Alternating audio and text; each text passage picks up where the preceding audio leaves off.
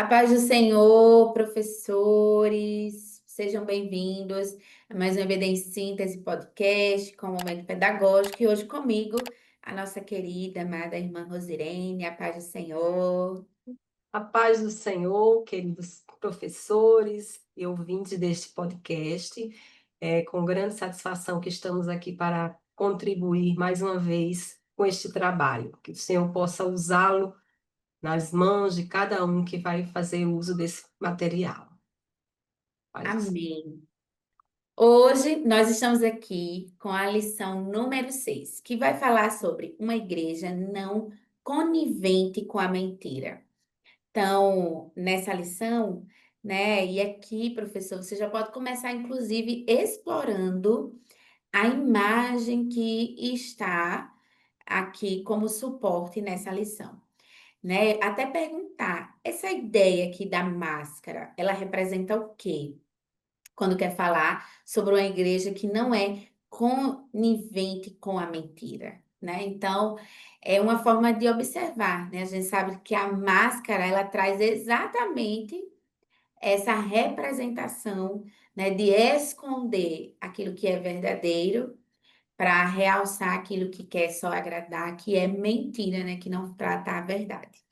Então, nesse aspecto, você já pode começar a aula explorando, apresentando o tema, fazendo essa introdução de forma interativa com os seus alunos.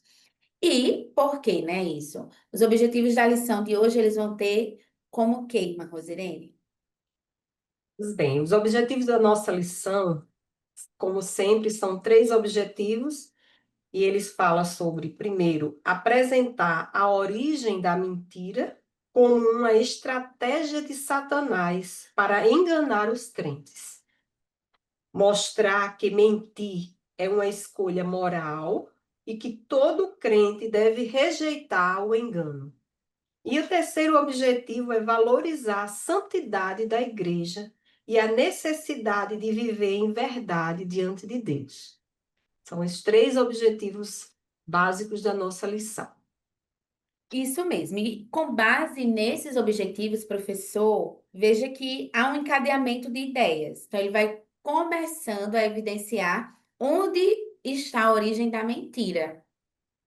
E daí ele vai justamente associar que essa escolha, e aí a gente sabe que começa inclusive lá no Éden, né? Então, mas foi uma escolha, envolve uma escolha. Então, eu não minto por dizer, ah, foi sem querer. Não, não, há um planejamento. E as pessoas, né, que têm essa atitude, ou costumam ter essa característica, elas passam, inclusive, a acreditarem nas próprias mentiras, ao ponto de se tornarem para elas, né, verdade.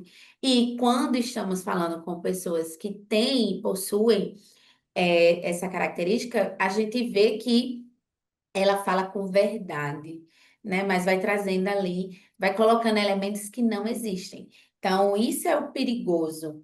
E a gente precisa sempre lembrar, eu já falei, inclusive, em outras lições que já gravamos, que qualquer tipo de pecado, né? Mas a mentira, principalmente um deles, é como uma lepra em você. Ela começa ali, mas você não sente dor, você não sente ardência, você pode morrer e coçar, mas pode sangrar, mas você não está sentindo nada, né? A insensibilidade à ação do Espírito Santo, né? Então, isso ali não incomoda, é algo natural e normal para essas pessoas. E eu penso que essa lição ela vem exatamente evidenciar que como as nossas igrejas, né, precisam estarem não só fundamentadas na verdade, mas também vivendo em verdade, falando a verdade, né? Então, penso que é exatamente dentro disso, né? Não só isso, é claro, a lição ela vai trazendo outros aspectos, mas vai trazendo para a nossa praticidade é esse alerta para nós. Irmãos, Irene, qual a orientação, a sugestão pedagógica, didática que a senhora traz para os nossos professores nessa lição? Bem, eu imagino o seguinte, que estamos iniciando, né, continuação, né? Estamos em continuação de um estudo, que é o estudo de Atos, os 15 primeiros capítulos de Atos, que é esse nosso trimestre, que é exatamente o livro de Atos, aquele livro que a gente já sabe, que é um livro histórico e também teológico.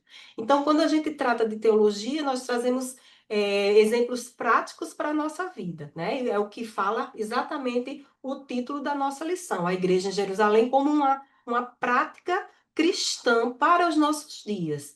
E aí eu achei muito interessante que nós possamos fazer a reflexão, como já foi dito aqui, que a mentira ele é um ato moral, né? Que atinge a moral do ser humano. Né? Então, mentir é essa escolha, né? É a escolher mentir. Mas aí a dica pedagógica que eu imagino é o seguinte, seria você iniciar a aula com uma interrogação com os alunos, né? Qual seria essa pergunta, né? É aquela pergunta: o julgamento de divino sobre Ananias e Safira foi severo, né? Seria uma interrogação, porque é, será que Deus extrapolou naquele julgamento, né? Então, trazer o aluno à reflexão à prática, né? Porque às vezes não existe aquele corinho, né, que diz assim, pecado, pecadinho, pecadão, né? Não existe. Mas assim, para trazer à prática a realidade, será que o julgamento de Deus foi severo para eles? E aí trazer para a sala que cada um dê a sua opinião é uma dica pedagógica para que a gente possa sentir essa responsabilidade, né, dessa infidelidade, né, que a gente vai, no decorrer da lição, o professor vai demonstrar que o pecado de Safira e o marido, e Ananias, não foi reter o dinheiro que eles venderam o imóvel, mas foi exatamente a mentira, né? Aquilo que eles colocaram no coração dele, ou seja, aquele ato moral que ele planejou e que ele executou. Então, o pecado não foi reter, que a gente vai ver exatamente nas lições anteriores, não foi reter ali uma quantidade do bem que era dele, ninguém estava obrigando ele a dividir, mas a mentira. Então, quando ele mente, ele tentou mentir a Deus, à igreja e aos apóstolos, né? Então, assim, foi esse a repreensão de Deus. E como estava ali na formação daquela igreja, Deus tinha que dar uma correção para que servisse de lição. E aí fica a pergunta para os alunos: o julgamento de Deus divino para Ananias e Safira foi mais do que eu deveria, ou se foi severo demais, né? E aí o professor vai trabalhar exatamente essa questão na sala de aula. Seria a dica aí para a gente trabalhar sobre a fidelidade como um dos frutos do Espírito Santo, né? Amém. Então, professor, a partir dessa reflexão, né, no início da aula, você pode também estar agregando até áreas, né, refletindo assim, em que situações, né, você pode entregar um papel para os alunos refletirem. Ali você pode até ser após o primeiro tópico da lição, que apresenta, né, essa mentira, ou até mesmo após a leitura bíblica em classe. Mas a ideia é ele refletir. Que situações, né, trazendo até a ideia da máscara aqui, eu tenho apresentado, né? Eu tenho é, apresentado mais de forma assim, aparente, né? Aquela aparência. Eu tenho falado por aparência, dentro, inclusive, do contexto da igreja, do dia a dia, da vida. Então, seriam esse papelzinho com essas duas colunazinhas, né? Em que momento, em que situações, em quais situações eu tenho falado apenas por aparência, por conveniência, e em quais situações eu tenho buscado falar a verdade. Aí você pode até dividir entre área social, espiritual, relacional, ali mais familiar, né? E essas três áreas, por exemplo, tá?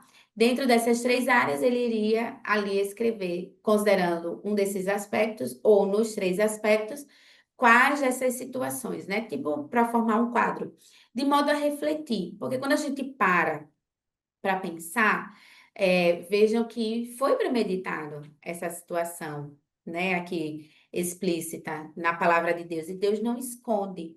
Mas tem algumas situações que vêm como sutileza para justamente a mentira ela se infiltrar em nossa mente.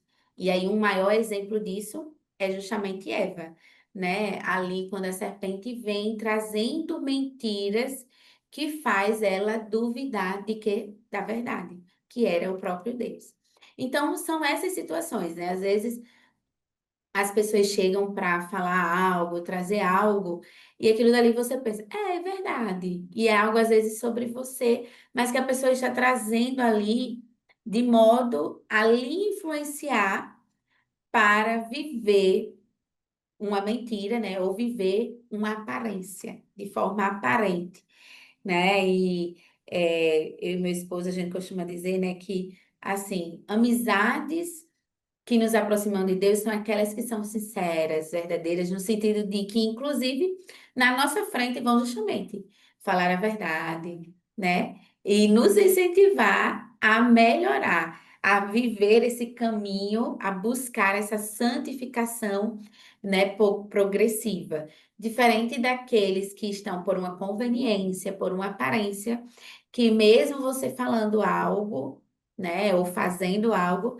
essa pessoa ela não lhe corrige, É né? verdade. Não traz essa reflexão, essa correção amorosa para continuarmos caminhando para Cristo, certo? Então, essas eram as nossas sugestões para essa lição. Esperamos ter contribuído com a sua aula. Desejamos que Deus continue abençoando a sua vida, o seu ministério. Irmãos Irene, suas considerações finais? Eu quero agradecer a oportunidade, né, de estar aqui, Manu e todo o DENEC, e incentivar os professores, que são lições que nos levam à prática, né? São coisas que nos levam a refletir a prática e o dia a dia, porque não é incomum encontrarmos e nos eh, circunvizinhar de pessoas que cometem ou que por uma coisa, ou às vezes até por uma futilidade, estão sendo infiéis, né? Sendo praticando isso que desagrada a Deus. Que possamos incentivar os nossos alunos, os nossos familiares, claro, todos nós, a buscar a fidelidade, porque é como a Bíblia diz, aquele que é fiel no pouco, também no muito será, né? Que o Senhor abençoe cada um de nós.